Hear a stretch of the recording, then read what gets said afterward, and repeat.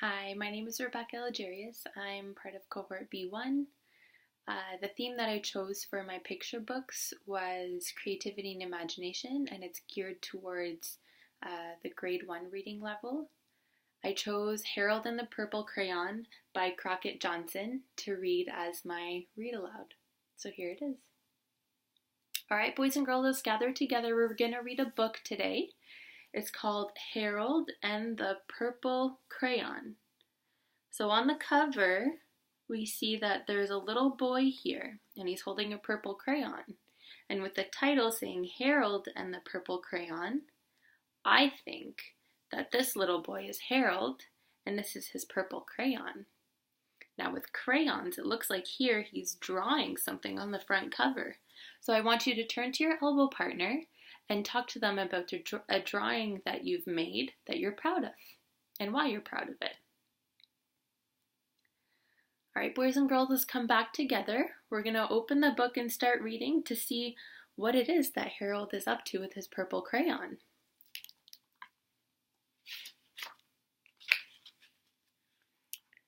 One evening, after thinking it over for some time, Harold decided to go for a walk in the moonlight.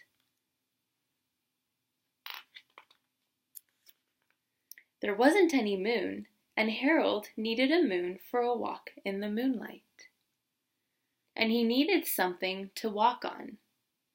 I wonder where he's going to walk to. He made a long, straight path so he wouldn't get lost. And he set off on his walk, taking his big purple crayon with him. But he didn't seem to be getting anywhere on the long, straight path. So he left the path for a shortcut across a field, and the moon went with him. There's the moon. The shortcut led straight to where Harold thought a forest ought to be. He didn't want to get lost in the woods, so he made a very small forest with just one tree in it. I wonder what kind of tree he's drawing. There's so many different types of trees, so why don't you turn to your elbow partner and tell them what kind of trees you like and which one you would like Harold to draw here. All right, boys and girls, let's come together. We're going to see what kind of tree Harold is drawing. It turned out to be an apple tree. I love apples. The apples would be very tasty, Harold thought, when they got red. So he put a frightening dragon under the tree to guard the apples. Uh-oh, look at this is the start of the dragon. I wonder if the dragon is going to frighten Harold. It was a terribly frightening dragon. I wonder what Harold is going to do since even Harold is frightened by the dragon. It even frightened Harold. He backed away. His hand holding the purple crayon shook.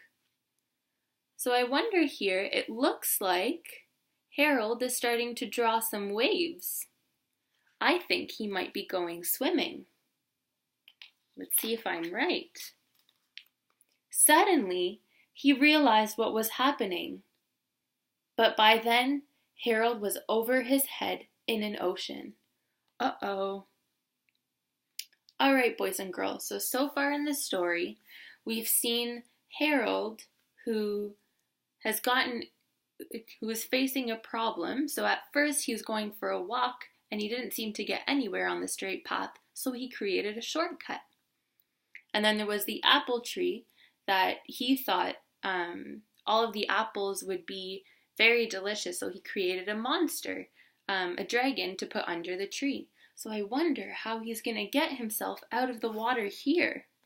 I think that he might build a little island or draw a little island to get himself out of the water.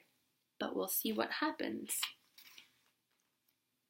He came up thinking fast, and in no time he was climbing aboard a trim little boat. That's a good solution. He quickly set sail, and the moon sailed along with him. There's the moon. The moon has been there all along. After he had sailed long enough, Harold made land without much trouble. There he is drawing land. He stepped ashore on the beach, wondering where he was. The sandy beach reminded Harold of picnics, and the thought of picnics made him hungry. If he's hungry, I think he might draw himself some food to eat. He laid out on a nice, simple picnic lunch. There we go. That's his little picnic blanket. There was nothing but pie, but there were all 9 kinds of pie that Harold liked best. That's a lot of pie. I wonder if he's going to eat it all himself. When Harold finished his picnic, there was quite a lot left. He hated to see so much delicious pie go to waste. So here, it looks like he's drawing something, and he doesn't want to waste anything, so I wonder if he's going to draw something to help him finish off his pies. Maybe a friend, maybe an animal. So Harold left a very hungry moose and a deserving porcupine to finish it up. There's the porcupine. And there's the moose. And off he went, looking for a hill to climb to see where he was. And still the moon is with him. Harold knew that the higher he went up, the farther he could see. So he decided to make the hill into a mountain. If he went high enough, he thought, he could see the window of his bedroom. There he is, drawing his little mountain. He was tired and he felt he ought to be getting to bed. I wonder if he will draw himself a bed on the mountain. He hoped he could see his bedroom window from the top of the mountain. There he is on the top of the mountain. But as he looked down over the other side, he slipped. Uh-oh, there he goes falling. And there wasn't any other side of the mountain. He was falling in thin air. Uh-oh, I wonder how he's going to save himself from this one. Maybe he'll draw a tree to catch him? But luckily, he kept his wits and his purple crayon. Looks like he's drawing a circle, so maybe it is a tree. He made a balloon. And he grabbed onto it. And there's his balloon with the string that he's holding on to. And he made a basket under the balloon big enough to stand in. He had a fine view from the balloon, but he couldn't see his window. He couldn't even see a house. So he made a house with windows, and he landed the balloon on the grass in the front yard. So he drew some grass here. None of the windows was his window, but he tried to think where his window ought to be.